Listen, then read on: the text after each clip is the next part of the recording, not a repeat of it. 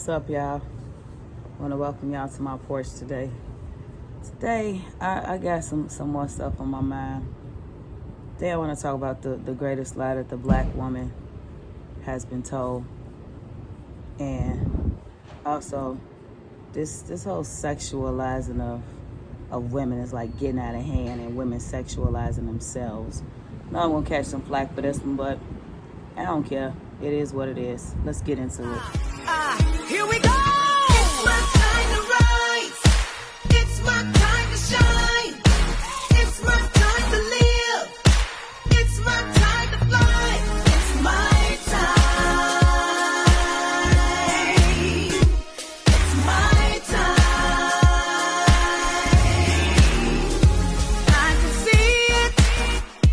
I can feel it. Time has come now to reveal it. So the first thing I want to say, first of all, welcome to my porch. This is Cole's porch. First thing I want to talk about is the greatest lie that the black woman especially has ever been told is that you don't need a man. That's the greatest lie that the black woman has ever been told. And not saying that you need a man for like your existence or to make you happy or anything like that. But it's actually been told to you to divide and conquer, to make you feel like you're equal with a man, you can compete with a man, you can do anything a man can do. And meanwhile though, you really lonely, like you really seeking someone to love you, you know, who don't want to be held at night by somebody that they love and that they love, who don't want to make love to on a regular basis to somebody that they love and somebody who loves them and who's totally committed to them, who doesn't want to raise their children, you know, in a family with the man that you created the children with.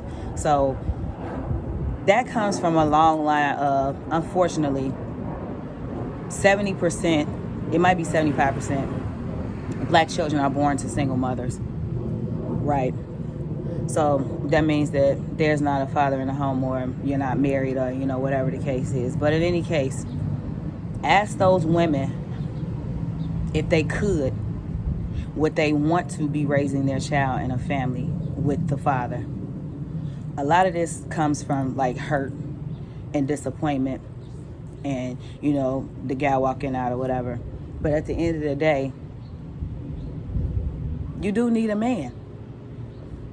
We were created for relationship. That's what we were created for. And it's a myth that people aren't getting married. My daughter's mentor is white, and she went to like 10, 15 weddings in one summer. I may be over exaggerating, but anyway, in one summer she went to over 10 weddings she went to. Like, black women are the only women that have bought into this way of thinking. And it's actually a disadvantage to you. I think about my mom, right? She was raised in a strong matriarchal household. So she was raised by her great-grandmother. My great-grandmother was married, but her husband passed away, and she decided that she didn't want to get married after her husband passed away. She didn't want to put another man over her children, right? So my mom's mom passed away when she was 2.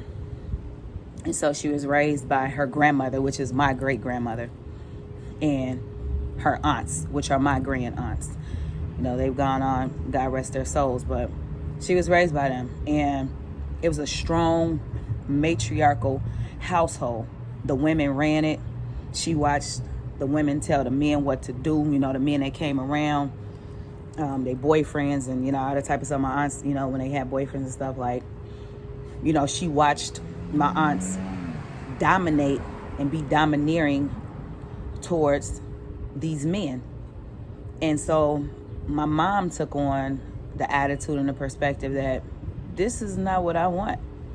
Like, when I get married, I want my husband to lead the household. I want my husband to have the final say. I want to respect my husband as the man of the house. And that's what she did. And she caught a lot of flack from my aunts, my grand aunts. My great-grandmother, not so much. But definitely from my grand aunts. Like, they felt like she was a pushover. Oh, she's this, she's that. You let a man control you, blah, blah, whatever. But my mom decided early on that she wanted to be different. And so at some point, you have to break the generational curse. You have to... I just think about, like, what if my mom would have took on that mentality and that approach?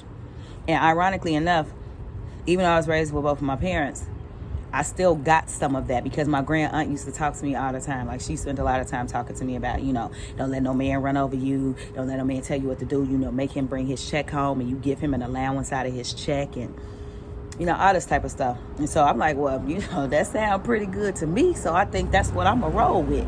And ironically, I ended up marrying someone with a lot of traits like my dad. Like, my husband is not a pushover. He's a very strong-willed man. Very strong in his thinking and his thought pattern. And I'm kind of that way too, because I kind of took after my dad and my grand aunt as opposed to my mom. And so we've had our battles. I'll say that. We've had our battles and we've had our struggles. And I'm learning to be more submissive. It's a learning process. It's a growth curve. Because sometimes you do feel like you're giving up your power. But if you think about the power that comes with being submissive, if you think about the power that comes along with knowing when to be quiet, if you think about the power that comes along with letting your husband have the final say, there's power in that. And so I think that women need to start waking up, black women especially. The black family is an endangered species, unfortunately. And it's because people are not standing up and taking responsibility for their actions. You're not a man. You were created to be a man's helpmate. You're created to help your man, not to run the show, not to take it over, not to be a man. You're created to help him. Be his helpmate. Which leads me to all this sexualization that's going on. Like Cardi B and Megan Thee Stallion just dropped a video. It's terrible. I hate it.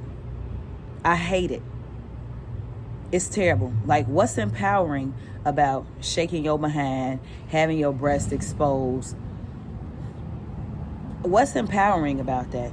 I'm confused. If somebody can explain that to me, I would greatly appreciate it, and I would really like to understand the thought pattern and the thought process behind it. There's nothing empowering about being sexualized. Have you all noticed that the black music industry is the only industry that constantly demeans and constantly degrades the woman, the black woman especially?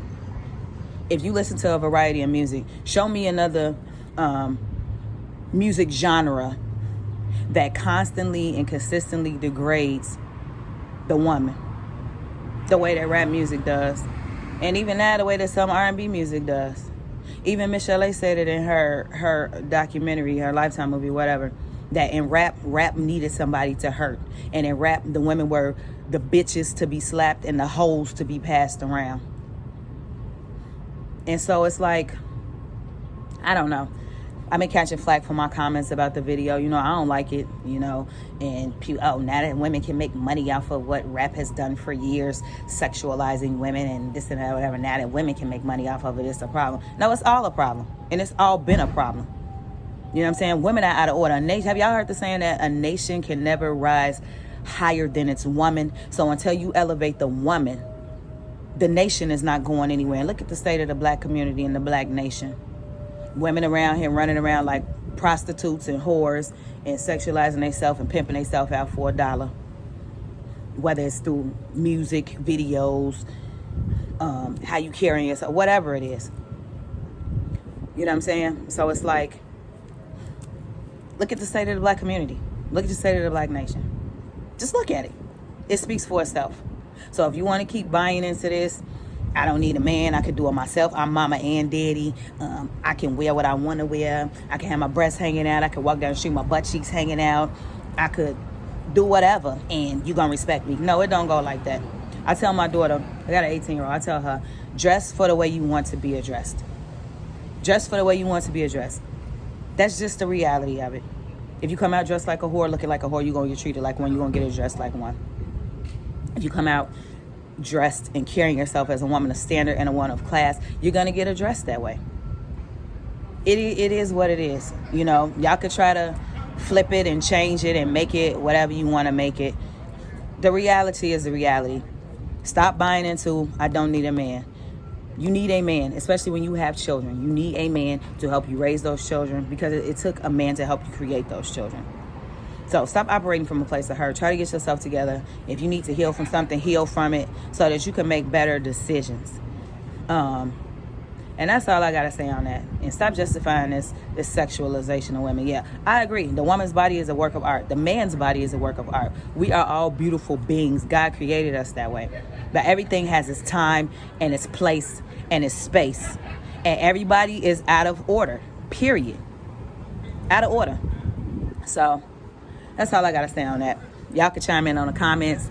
You know what I'm saying? You want to chew me out, you disagree, you agree, whatever it is. I'm here for it. Y'all enjoy the rest of y'all Friday.